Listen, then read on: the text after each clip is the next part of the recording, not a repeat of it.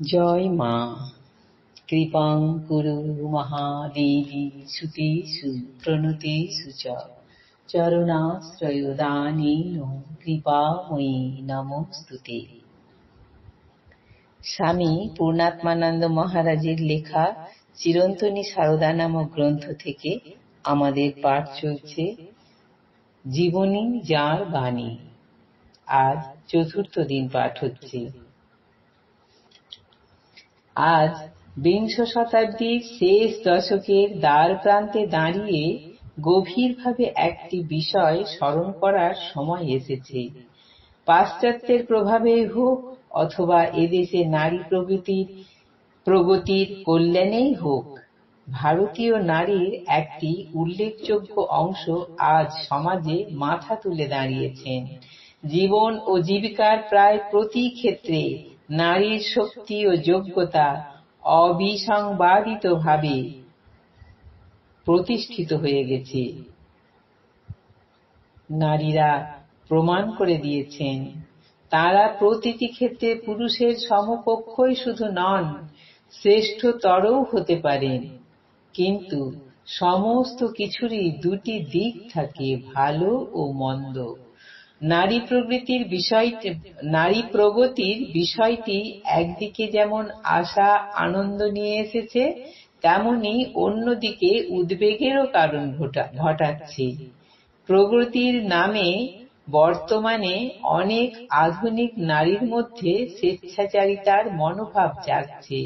ঐতিহ্যের প্রতি অবজ্ঞা, নৈতিক মূল্যবোধের প্রতি অশ্রদ্ধা, পরিবার ও সংসারের জন্য ত্যাগ স্বীকারের প্রয়োজনীয়তা ও মানসিকতায় অবিশ্বাস ও স্বেচ্ছাচারিতার ফলশ্রুতি। তাঁদের বিচারে আজ সহযোগিতার স্থান নিচ্ছে প্রতিযোগিতা, যা ক্রমে প্রতিদ্বন্দ্বিতায় পর্যবসিত হচ্ছে। বহু আধুনিক নারীর মধ্যে অসহিষ্ণুতা, আত্মম্ভরিতা ও উগ্রতা বড়ই প্রকট। ফলে মানুষ ভাঙছে, পরিবার ভাঙছে, সমাজ ভাঙছে, জাতি ভাঙছে। কথায় কথায় গৃহবিবাদ, কথায় কথায় বিবাহ বিচ্ছেদ আজ শুধু শহরাঞ্চলেই সীমাবদ্ধ নেই, গ্রামাঞ্চলেও ছায়া বিস্তার করছে। এবং তা হচ্ছে অনেক সময় সাধারণ বিষয়কে কেন্দ্র করে, যা নারী ও পুরুষের সামান্য সহিষ্ণুতা, সামান্য ত্যাগ স্বীকার এবং সামান্য সহানুভূতির দ্বারা পরিহার করা যেতে পারত। তবে নারীর কাছে সমাজের প্রত্যাশা বেশি, কারণ নারী যে ধরিত্রীর অংশ স্বরূপিণী।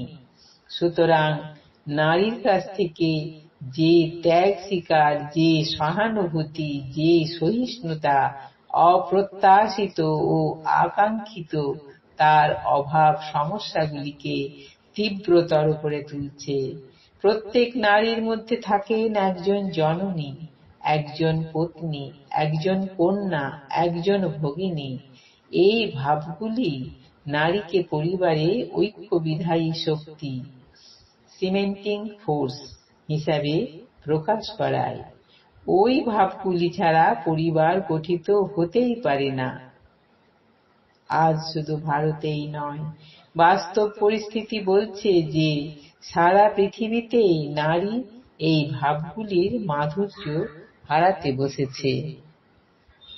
এই পরিপ্রেক্ষিতে ভারতকে এবং সেই সঙ্গে পৃথিবীর নারীকে পথ দেখাতে এসেছেন একজন নারী।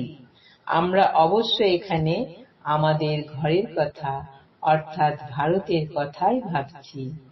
আধুনিক অর্থে যাকে আলোক বলা হয়, শিক্ষা বলা হয়, প্রগতি বলা হয়, তার সঙ্গে সেই নারীর কোনো সম্পর্ক ছিল না।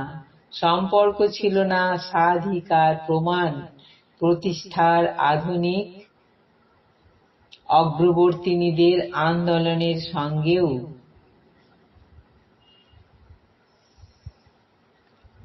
তিনি নারী আন্দোলনের সমর্থনে কোনো জনসভা বা আলোচনা চক্র সংগঠিত করেননি, অথবা তাতে যোগদানও করেননি।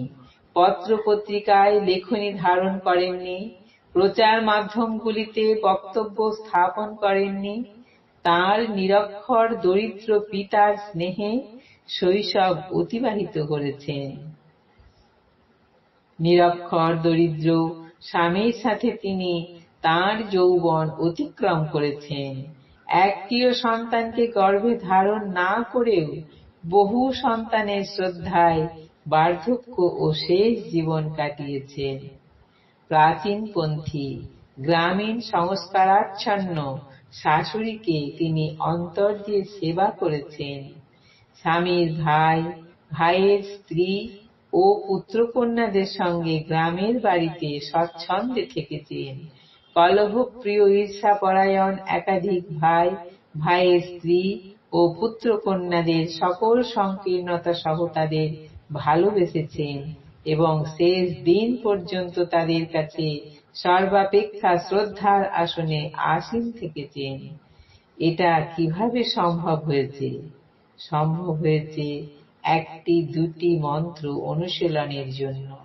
সেই মন্ত্রগুলি হল, আমার আমিত্ব যেন না আসে, এবং সহ্যের সমান গুণ নাই, সন্তোষের সমান ধন নাই। এই সব মন্ত্র তাকে শিখিয়েছিলেন তার নিরক্ষর ও দরিদ্র স্বামী। তার স্বামী তাকে আরো শিখিয়েছিলেন, যখন যেমন তখন তেমন, যাকে যেমন তাকে তেমন, যেখানে যেমন সেখানে তেমন। শিখিয়েছিলেন, অন্যের দোষ নয়, দোষ দেখতে হবে নিজের। কেউ তোমার পর নয়, সকলেই তোমার আপন। সকলকে আপনার করে নিতে হবে, অর্থাৎ আত্মতৃপ্তিতে নয়, আত্মব্যাপ্তিতেই সুখ। আপন সম্পদ অক্ষুণ্ণ রেখে অপরের সম্পদ আহরণ করতে হবে। আজ এই পর্যন্তই। জননীং শারদাং দেবীং রামকৃষ্ণং জগদ্গুরুং পাদপদ্মে তৌ স্থিত্বা প্রণমামি মুহুর্মুহুঃ। জয় মা।